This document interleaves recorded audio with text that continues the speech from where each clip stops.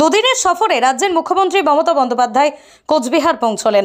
রবিবার সন্ধ্যা 7টা নাগাদ মুখ্যমন্ত্রী হাসিমারা থেকে সড়ক পথে কোচবিহার আসেন। কোচবিহার পৌঁছেই তিনি সার্কিট হাউসে যান। হাসিমারা থেকে সড়ক পথে কোচবিহার আসার পথে মুখ্যমন্ত্রী পুন্ডি বাড়িতে তার গাড়ি থামিয়ে সাধারণ মানুষের কথা বলেন। সোমবার কোচবিহার রাসমেলার ময়দানে সরকারি এক অনুষ্ঠানে তিনি যোগ দেবেন। এখানেই তিনি পশ্চিমবঙ্গ সরকারের বিভিন্ন জনমুখী প্রকল্পের উপভোক্তাদের হাতে তাদের সহায়তা সামগ্রী তুলে দেবেন। সরকারি এই অনুষ্ঠানকে সুষ্ঠুভাবে সম্পন্ন করতে প্রশাসনিক স্তরে জোর তৎপরতা শুরু হয়েছে। জেলার বিভিন্ন অংশ থেকেই হাজার হাজার মানুষ এই সভায় যোগ দেবেন, এমনটাই শাসক দলের বিভিন্ন সূত্রে মারফত খবর পাওয়া যাচ্ছে।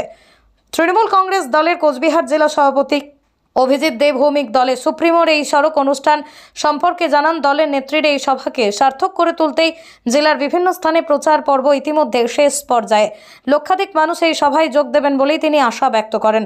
মমতা বন্দ্যোপাধ্যায়ের কোচবিহার সফরকে সফল করতে, মানুষের উপস্থিতিকে নিশ্চিত করতে এবং জেলার বিভিন্ন এলাকা থেকে কর্মী সমর্থকদের সভায় হাজির করাতে কয়েকশো গাড়ির ব্যবস্থা করেছেন, এমনটাই দলীয় সূত্রে জানা গিয়েছে।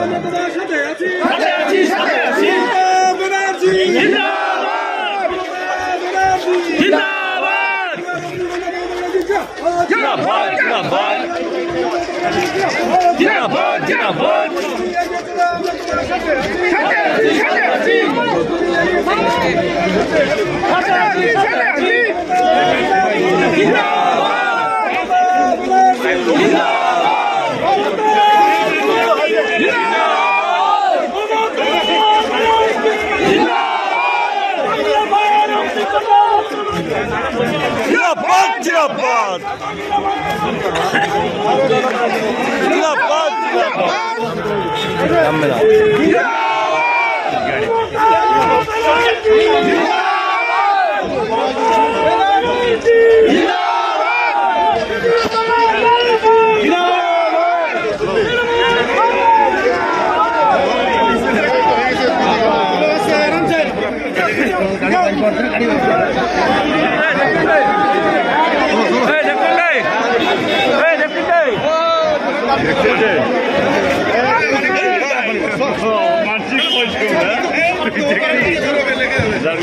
ছবি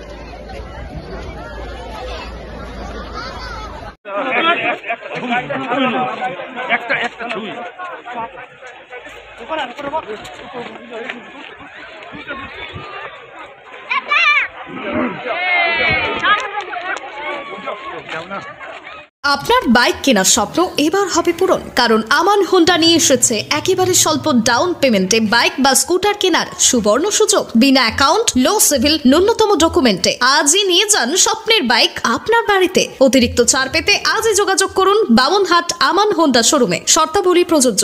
যোগাযোগ করুন 9002805414।